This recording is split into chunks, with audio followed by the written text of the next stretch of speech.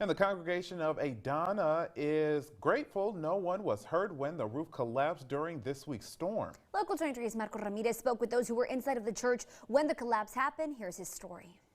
We heard some loud noise, which was a thunder, and then all of a sudden we heard another one. Sheila Maldonado and her daughter were staying the night at the Lourdes Christian Center to prepare for services the next morning when they heard a sound they'll never forget. But it didn't prepare Maldonado for what she saw next when they got into the church's auditorium. So she walks in and she turns on the light and we see it and we were like, just there shocked. The entire roof collapsed from the strong winds and rain. Now the church lies in ruins. Pastor Yadira Martinez says they are waiting on an inspection from the city to find out if the building can be saved.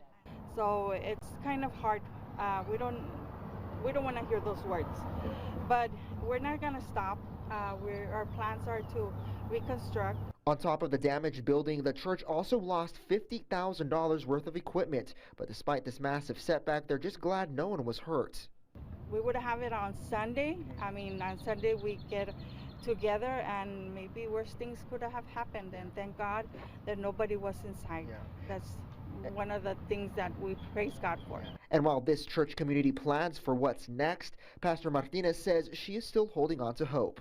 I know that God has a plan, and I know that everything happens for a reason, but that's why we're happy. We still hold on to our joy. Now, so far, the Lourdes Christian Center has raised about $5,000 in donations to try to get some of these damages fixed. For more information on how to help this church, head over to our website. That's valleycentral.com. Putting Local First in Donna, I'm Marco Ramirez.